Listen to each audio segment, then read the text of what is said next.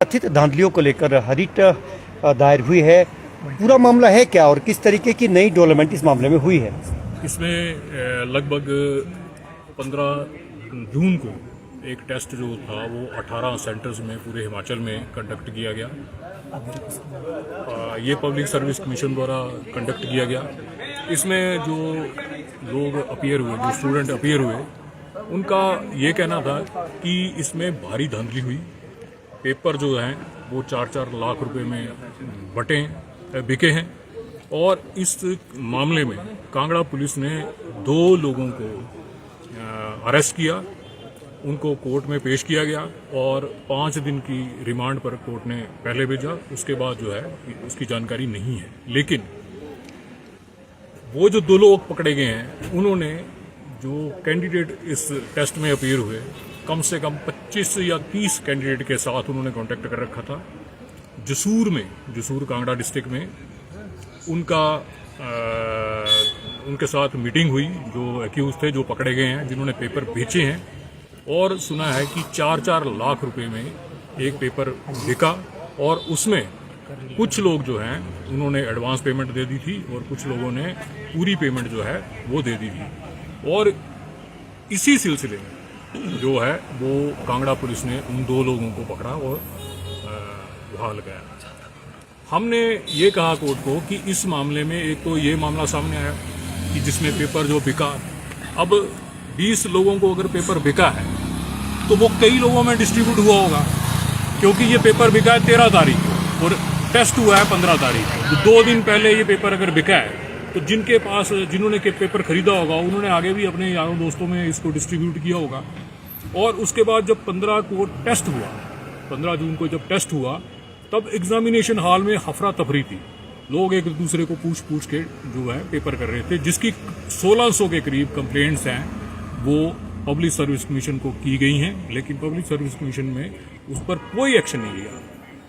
जितने भी affected candidate थे, कम से कम 1000 के करीब, उन्होंने मेरे से कांटेक्ट किया और उनमें से हमने 5 लोगों को सिलेक्ट किया जिन्होंने मेल वगैरह कर रखी थी। उनकी तरफ से, वो सारे अलग अलग डिस्ट्रिक्ट से हैं, उन सब की तरफ से हमने हाई कोर्ट में आज केस लगाया था। आज वो हाई कोर्ट में लिस्ट हुआ, कोर्ट नंबर 3 में, जस्टिस अजय मोहन गोयल जी की कोर्ट में। कोर्ट ने सुनवाई के दौरान देखा कि इस मामले में जो है सभी पक्षों का जो रिप्लाई है वो आना चाहिए, तो कोर्ट ने उसमें सबको रिप्लाई देने के लिए कहा है। हमने इसमें मेजर मांग जो है वो ये की है कि इस पेपर को कैंसिल किया जाए, क्योंकि इसमें बहुत बड़ी धांधली हुई है और उसमें हमने सुप्रीम कोर्ट के कई फैसलों का उदाहरण दिया। रिसेंट जो है वो पश्चिम बंगाल का है, जिसमें कम से कम 17,000 जो टीचर हैं उनको कोर्ट ने हटा दिया और कहा कि ये जो लोग थे ये चीटिंग करके लगे थे, तो उन सब लोगों को कोर्ट ने हटाया। तो हमने उसी का हवाला दिया कि ये मामला जो है उसी में कवर करता है, और जब पब्लिक जो अपॉइंटमेंट्स हैं उनमें इस तरह की धांधली की जाती है तो फिर उस टेस्ट को कैंसिल कर दिया जाना चाहिए। एक आपने आग्रह ये किया है कि इसको रद्द किया जाए, दूसरा क्या किसी इन्वेस्टिगेशन एजेंसी से जांच करवाने की मांग की गई? दूसरा कहा है कि सीबीआई से इसलिए जांच होनी चाहिए।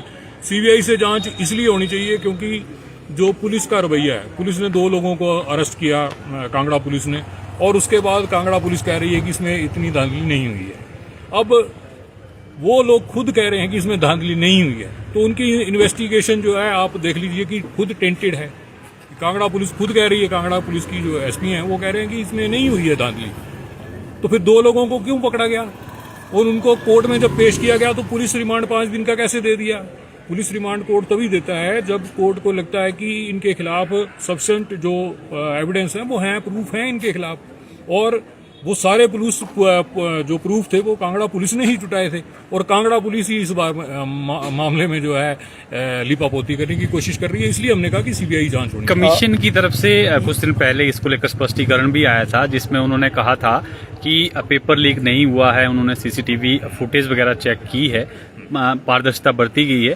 साथ में उन्होंने एडवाइजरी तक दी है कि कोई इस मामले को लेकर अगर किसी को शिकायत है वो कमीशन में जाके शिकायत दे, बाहर ना बोलें।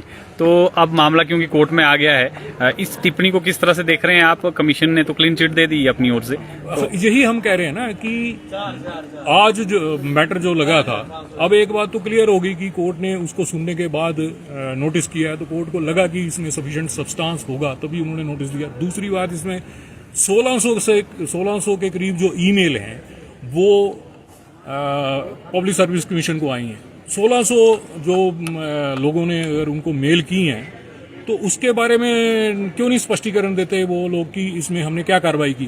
कोई कार्रवाई उन्होंने नहीं की। तभी हम कह रहे हैं कि इस मामले में जो है लीपापोती होने के पूरे चांस हैं। इसमें सीबीआई जांच होनी चाहिए ताकि दूध का दूध पानी का पानी हो। पहले भी पुलिस भर्ती का पेपर लीक हुआ था और बड़ा मामला उजागर हुआ था, लेकिन उसकी जांच भी सीबीआई को सौंपी गई थी। लेकिन सवाल ये भी है कि उसके बाद सीबीआई ने भी क्या किया, क्योंकि जो जवाबदेह या जिम्मेवार अधिकारी थे उनके खिलाफ तो कोई कार्रवाई हुई नहीं। वही तो बात है। अब सवाल ये उठता है कि किस पर हम यकीन करें। अब जो सीबीआई ने जो जांच की होगी, पहले हम ये मानते हैं कि उन्होंने जब जांच की थी, अब कई अधिकारी चेंज हो गए होंगे। हर अधिकारी पे डिपेंड करता है कि वो किस तरह की जांच करता है।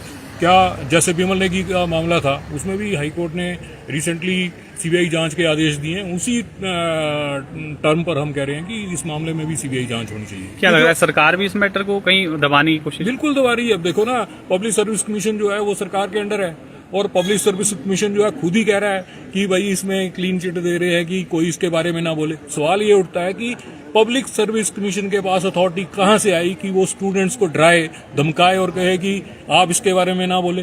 स्टूडेंट नहीं बोलेंगे तो कौन बोलेगा? जो एग्रीव्ड पर्सन है वही बोलेगा। और हमारे संविधान में बोलने का अधिकार है इन सबके पास।